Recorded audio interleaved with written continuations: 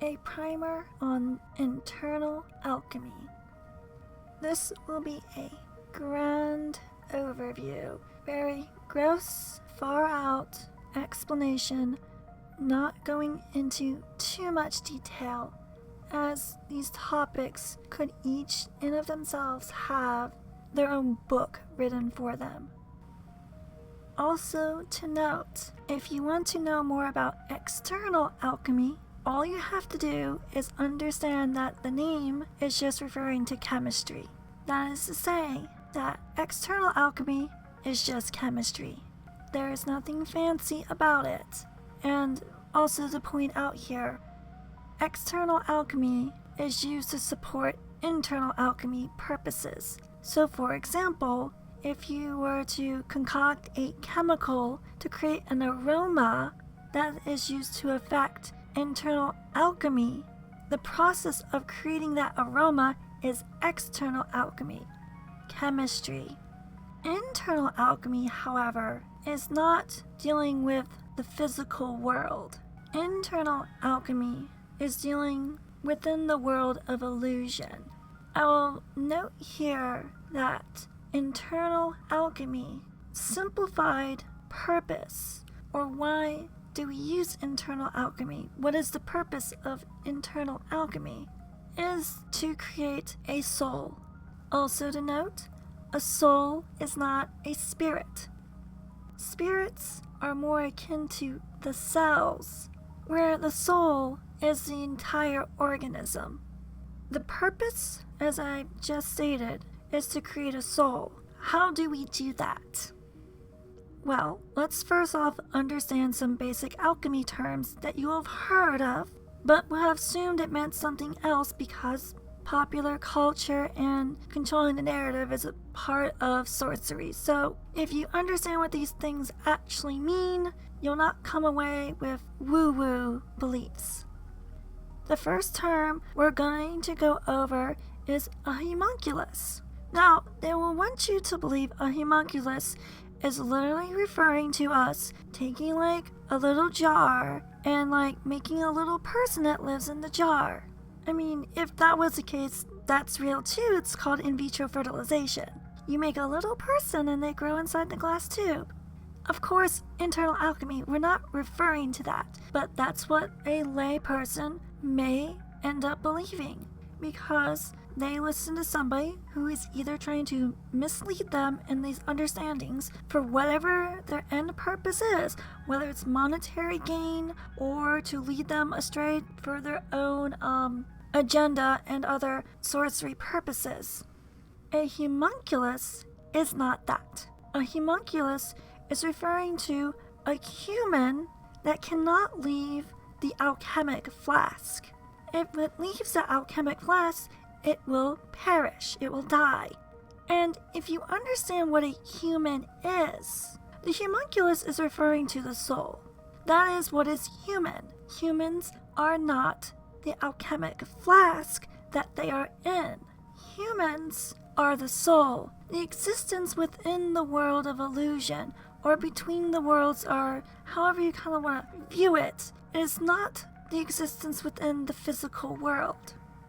So, humans are homunculus. A human cannot leave its flask. The flask, or the alchemic flask, is your body.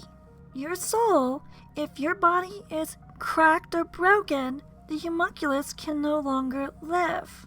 It dies once it is released from its flask. That is what is meant by homunculus.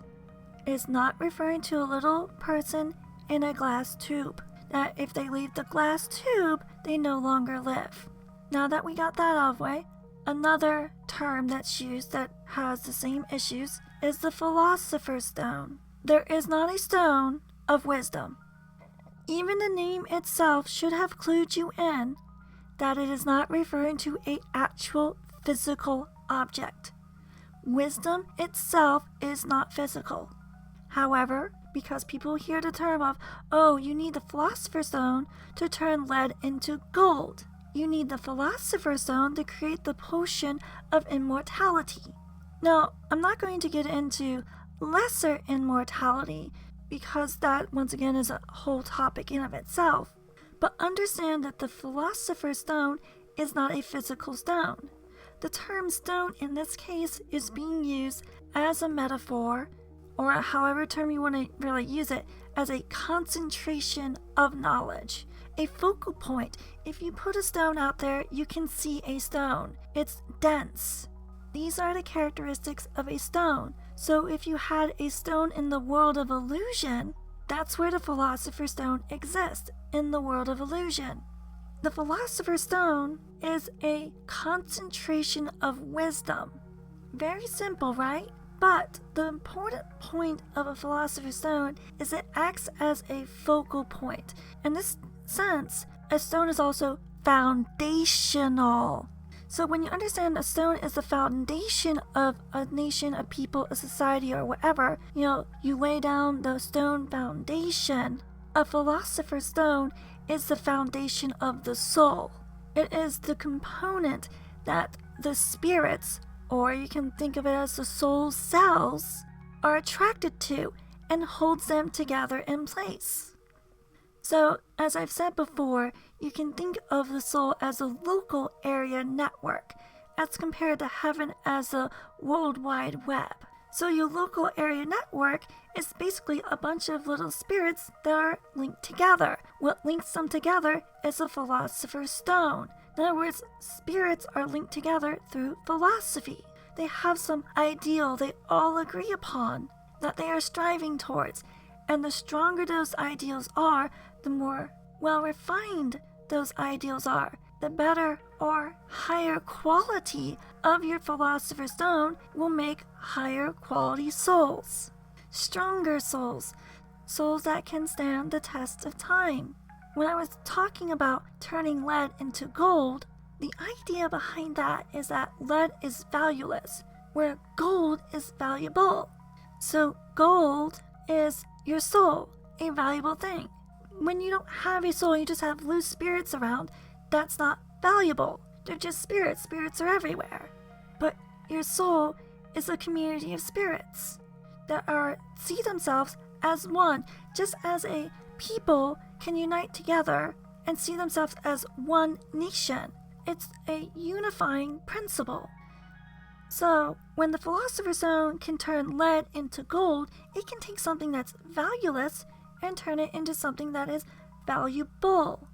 Now, understand this, that violates the law of equivalent exchange. This is why the Philosopher's Stone is so important in alchemy. The Philosopher's Stone is a reagent that allows us in internal alchemy to take something that has no value, lead, or in this case, a golem, and turn it into something valuable. Gold, a soul. So this allows us to take golems and turn them into humans, to take something that is a valueless mudman and give it a soul, give it value.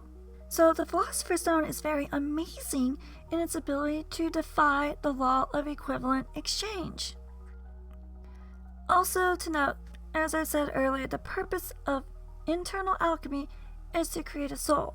So if you consider the grander purpose of alchemy is to create the child of eternal mana. You may have heard the term eternal mana before. If you have, this is like a very strange concept to people because they don't think about that universes can die.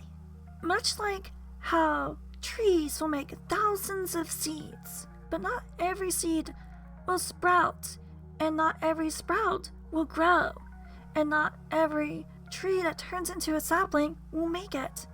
This process of creating the child of eternal mana, the process of creating that seed that turns into the tree of life, that creates an eternal universe.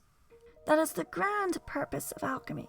This also may be referred to as the shining path, the eternal Tao. Lots of different terms are attributed to this process of creating a sustainable universe.